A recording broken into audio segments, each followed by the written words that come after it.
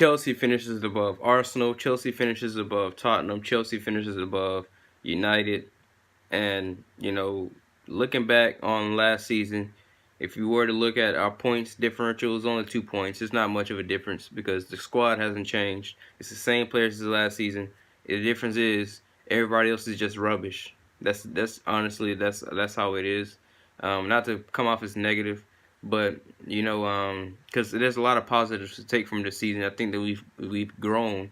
Well, what we have, I think Sarr has made chicken salad out of chicken, as we say in America. I don't know if that's a European term or if you guys use that over there in Europe, but he made chicken salad out of chicken, So uh, we finished third. We've already competed in one final. We'll be competing in two finals.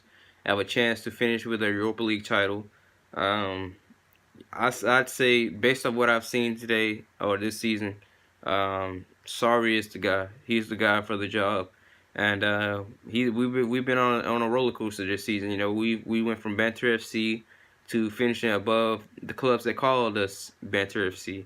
Your Tottenhams, your United, your Arsenals. We're still miles behind from Liverpool and City, who I feel bad for Liverpool for them finishing with 97 points, but only finishing second. Like that's incredible. Like usually 85. It used to be 85 points or more was good enough to win the league, but this season and for the past 3 seasons, really, because United finished 87 with 87 points the season that City won the league last season when they got 100 points, which is remarkable.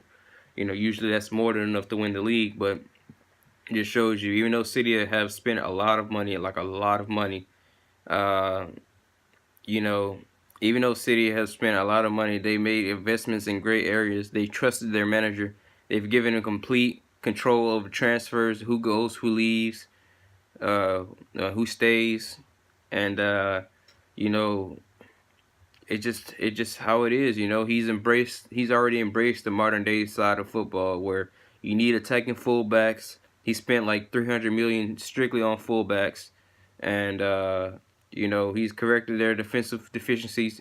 He got Claudio Bravo. He didn't like him. I don't know why he decided to go with Claudio Bravo. I never thought he was a great keeper. I can't stand keepers that go up to punch. He rather save the ball by punching it than catch. I have my frustrations with keepers like that, um, especially in FIFA. But it's remarkable to think that we finished third above Tottenham when they had 12 points ahead of us. They were 12 points ahead of us, and we were in fifth, and Arsenal were in fourth. And every pundit, except for one pundit, but every pundit was saying that it was going to be Arsenal and Tottenham, or Tottenham and United, disrespecting us. This little peachy phase that Man United had. Where I told you guys that everything's all good when everything is flowing. Everybody's new. It's the cupcake phase. They went on this magical run, 15, 16 games, however many games it was, unbeaten, and then they beat PSG coming back from whatever it was. It was 2-0 down. They won 3-1 or something like that, and they got the result. But it seems like as soon as Ole Solskjaer got his contract, the players kind of, they went back to their old ways, and that's a big problem. They have a big cancer at United. It's not our problem, but I just wanted to highlight that because it just seems like that's the way modern day football is. Like it's easier to get rid of a manager than it is to get rid of 31 players or 22 players, however many players they have on their squad. It's easier to go that route than it is to get rid of the cancer, because you have to sell these players. You have to convince people to buy these players, and it's just what it is. What it is.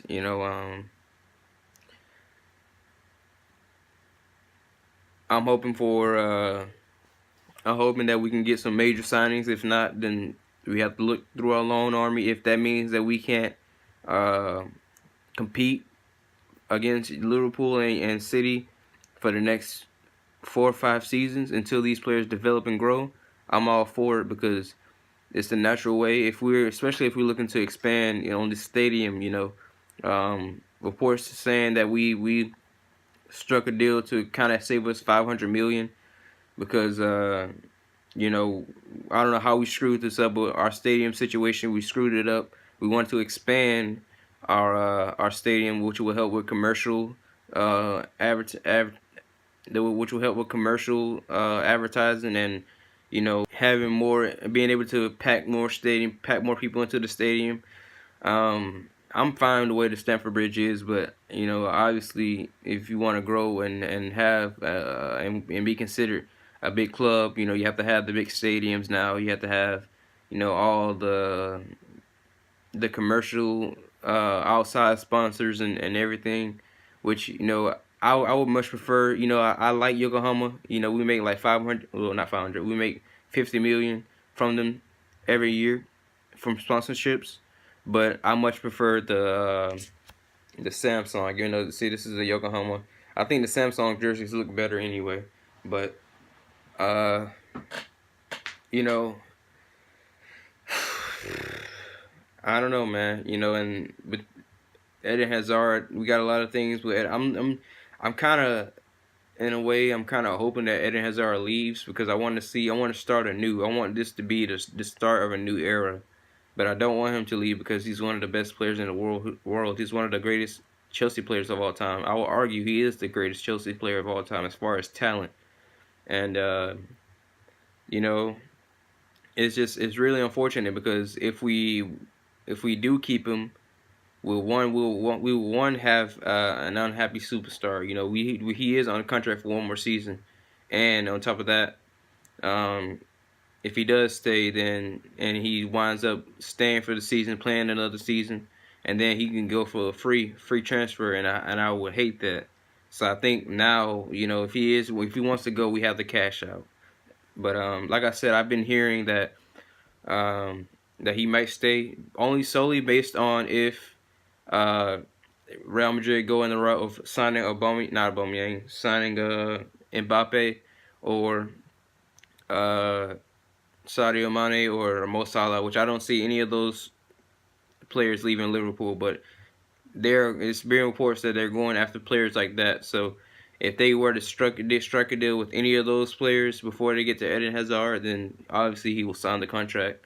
Um, but I just want to say that this has been a roller coaster of a season, and I want to finish out strong. You know, definitely rub it in Tottenham's face, Arsenal's face, United's face, that we're better than them. We are still the best team in London. You know, we're still one of the better sides in England, and I can't wait to see us bounce back because that's the beauty of Chelsea. Like, we're so resilient. When they think that we're down and we're out, you know, we always come back and show them why London is blue, why this is the pride of London, and you know, just it's just amazing. You know, I admire Sarri, you know, because so much adversity, so much media controversy, you know, ridiculous questions, ridiculous, you know, trying to make something bigger than it is. They always do this, and this is why it's always important that we win, or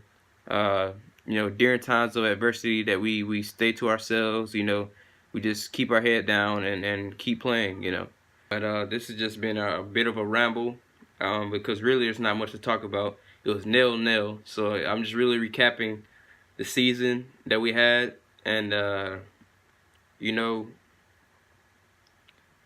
this is moments like this that you really are thankful that you're a Chelsea fan and you're not a deluded Tottenham fan or a deluded Arsenal fan. This is just, you know, there is a lesson to be made, you know, with City and Liverpool. When you give the manager time to build his image, when you give him the funds to build his image, you know, lots of success can happen. You know, Pochettino has done fantastic with Spurs as far as being competitive, at least being competitive with bare minimum funds or anything. You can go that route, but you know, you really have to trust your youth players and that they will develop and stay hungry. This is why I said I'm willing to wait 3 to 4 seasons to let these players develop, our young players develop, and so they can, you know, they already know what it takes or what it means to be a Chelsea player. So, you have that aspect of it. They want to be there. Only reason why Ruben stayed with us was because he wanted to be a Chelsea player. That was always his goal, and even Hudson-Odoi now. Um, but also, it's all about details when it comes to uh, seasons. Because look at Liverpool. They they finished second place with 97 points, and they're not gonna win the league. City have won the league, and if it weren't for the amazing comeback at Barcelona, they wouldn't be in the Champions League final as well. So, you know, uh, it's all about just little moments. Liverpool have only lost once or twice if you count all competitions, maybe 3 times. I know it's no more than 3 times because they've been unstoppable at Anfield, and they did lose against City, which in the end cost them the title. But it's plenty of ways to be competitive, but you have to pick a philosophy and you have to run with it. Tottenham chooses to not spend outside of the in the transfer market. They decide to build within. And you have Liverpool and City who go out and they buy the players that the managers want so they can build the team in their image. There's many ways to go about it, but you have to pick a way, have to pick a philosophy to go with it and support the manager through and through and go with it, And it's a lot to learn from Man City and Tottenham and even Liverpool. All 3 of those teams, they have philosophies that they strictly uphold, and they've given their managers time when, I guess not in Tottenham's case, they didn't give them the funds really, but they have a talented squad, even though, they're not going to win the Champions League. Hopefully not. Hopefully Liverpool can do the job so we can win the Europa League and rub it in their face, right? But it's a lot of lessons to be learned after this season. Sometimes reality hits and we're just not good enough right now. So, like I said, the fact that we finished third this season, even though we only grew from 2 points, right? 2-point differential from last season. We're very fortunate to be where we're at and finishing a third and winning the trophy. So, anyways, this is a bit. I'm repeating myself, but this is your review of the game, a review of the season. We have the United States tour. I think they're coming to play 1 game here. Then it's 10 days until the Europa League final, so we're gonna have time to prepare for that. We want to rest players, and let's go get that trophy. If this is Eden Hazard's last game, then we need to win that final. We have to win that final. It would be great to put one over Arsenal, of all people, right? Both teams are gonna be up for it, and we just have to prepare. I'm very ambitious about what the future holds for Chelsea. If we back this man, sorry, we will be a powerhouse in the years to come. Honestly. Anyways, up to Chelsea, and I'm out.